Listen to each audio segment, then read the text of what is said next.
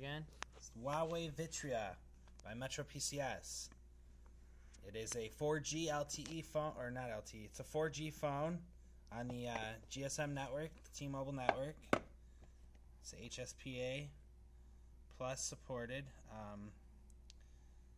The design is reminiscent of the Premia or any Huawei phone. It's got the chrome trim, kind of like the ZT Anthem. It's like a satin finish on the chrome trim. Smooth back door. Nothing really going on in the back door. Let's crack it open.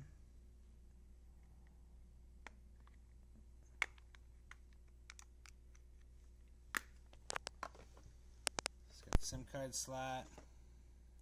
Pop that in there. Boom. Powered up.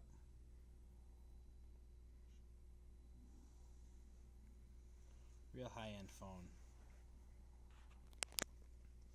We're looking at $129 upgrade or new activation. There's no instant rebate on this device. It's available as of October 1st in the Detroit market.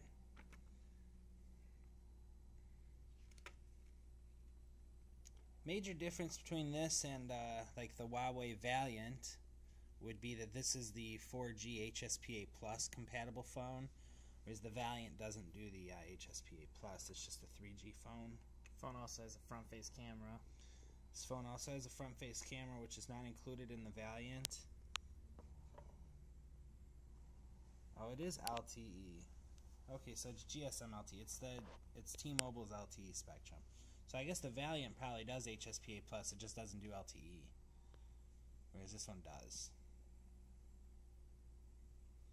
It's a long setup for some reason. It's got a nice weight to it. You know, it feels like a solid phone. It's got a nice screen on it. The screen protector that comes with the phone doesn't have a pull tab, so I would recommend you just keep this on there.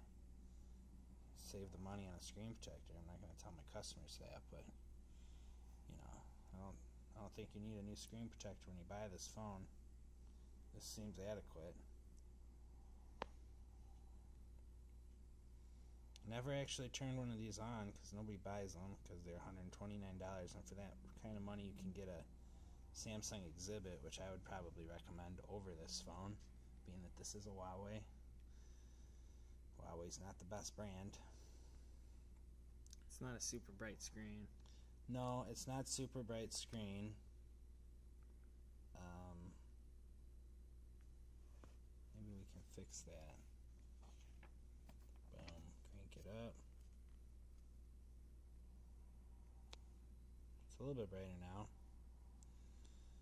Comes with your standard Metro applications installed. Screen It and Metro App Store and My Metro for your account stuff. Visual voicemail is pretty neat. Comes pre-installed with Rhapsody, which is only $5 a month. Our store's giving it away free for the first month. The Bluetooth, Wi-Fi, that whole thing. It's pretty much just like any other Jelly Bean Android phone that you can buy right now. The key features on this phone again: 4G LTE, front-facing camera, Jelly Bean 4.1. That's about it. Call quality on par. It's got Wi-Fi calling. Wi-Fi calling, which is probably a feature you should turn off, because if you're in a near Wi-Fi spot, your GSM signal drops, your phone software says, well, let's connect through Wi-Fi. Well, you route your calls through Wi-Fi. Now there's something wrong with establishing the IP address on the Wi-Fi network. Your calls aren't going to come through. You're going to get stale drops. You're going to get a bunch of error messages running on the top of the screen. Just turn that Wi-Fi calling off until they fix it in the next update, which they're going to patch that, because it takes stress off the T-Mobile GSM network. So it's in Metro and Huawei's, everybody's best interest to patch that software, which they will. And it's not really something that they advertise like Wi-Fi calling anywhere. If you think about it, routing your calls through Wi-Fi is much like how Sprint offers their customers airwaves, where you have like an in-house repeater for your phone in a case where your house doesn't get great cellular coverage, but you have broadband internet access. But what that does is it turns the internet, connection around, and then it creates like a CDMA hotspot inside your house. So it's like a small base station.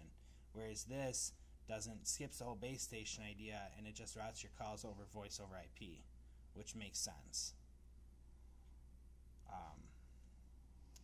That's all I got to say about the Huawei. It's a decent phone, but I would get the Exhibit over it for the price.